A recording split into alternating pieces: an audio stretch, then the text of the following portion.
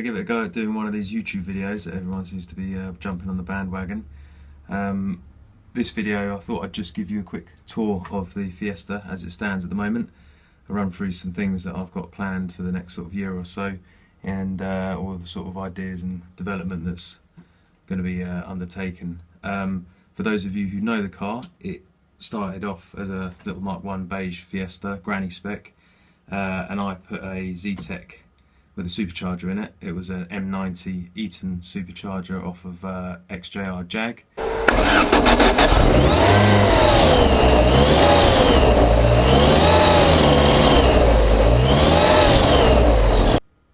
It was running probably about 250 horsepower, did 13.1 up at Santa Pod on the quarter mile, made loads of noise, did big burnouts.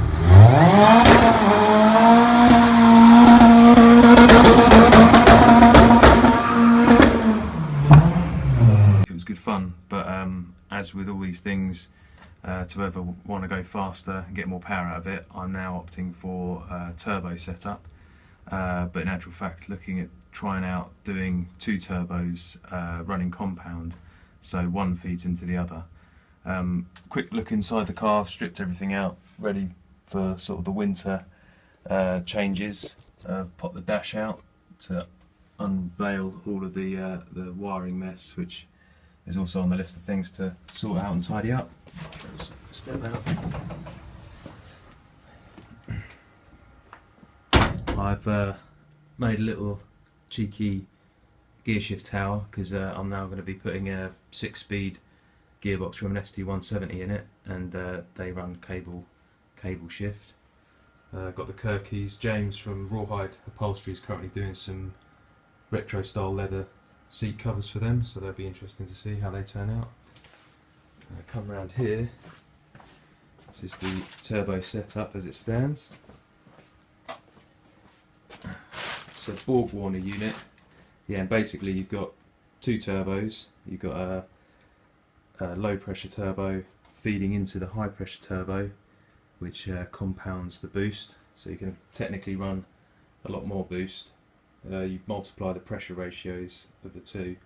The main benefits of this setup, there are some negatives which I'll run through in a minute. You basically get the quick spool up of the small turbo, and then the top end of the big turbo. There's an internal popper wastegate that obviously, when this runs out of puff on the small exhaust housing or small exhaust wheel, the bypass valve opens and starts feeding the large exhaust wheel. So in theory you'll have instant sort of response from the small turbo, and then the top end power of the big turbo.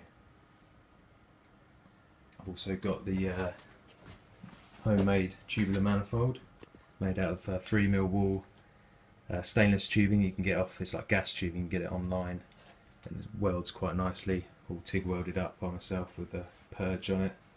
Tile wastegate for controlling the overall turbo pressure. Also started doing some coil on plug conversion.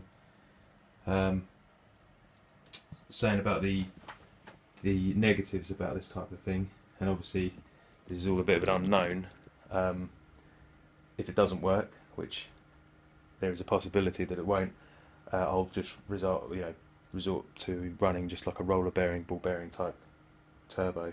The main issues that I've read up on and come across is the fact that you've got a large unit, takes up a lot of space, it's very complicated. The complexity is not ideal. Got to run an oil feed to both cartridges, so you've got to run 2 oil feeds to each cartridge, and obviously 2 oil returns.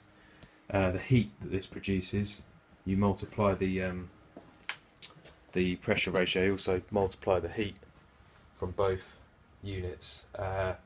So I've got to make sure that I've got something in place that will take the heat out of the charge coming out the end of it. I've actually got a large charge cooler rad for a grill. Just under all the stuff in the back, so that thing that runs the whole length there is the charge cooler rad. And because I've run out of space in the engine bay, that's where I'm going to be running the charge cooler unit inside the car.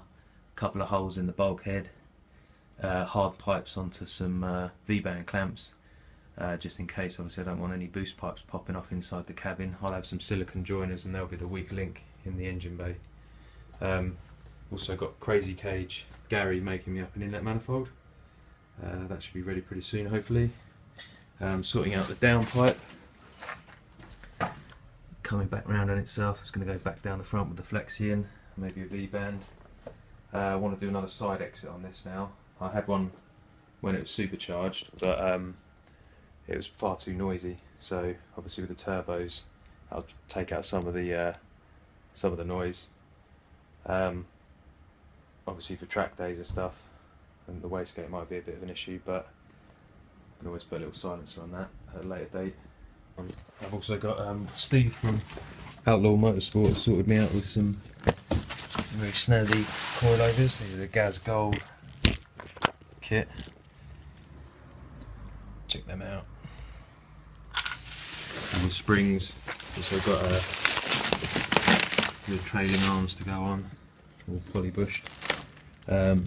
Adam Barton sorted me out with this Wheelwood pedal box, so I need to make some brackets up for that, and remote reservoirs. I've obviously got the hydraulic clutch for the 6-speed gearbox.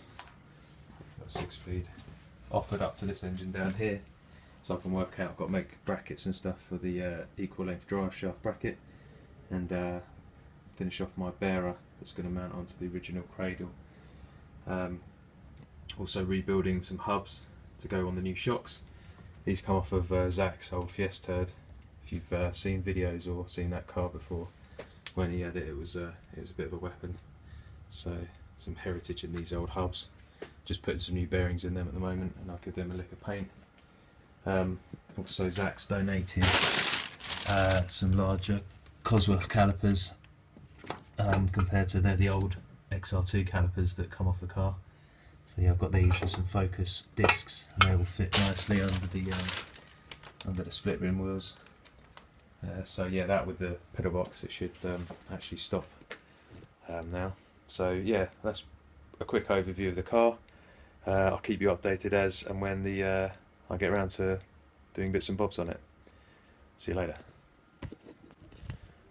Oh yeah, forgot to say, hit like and subscribe and leave a comment in the bit below.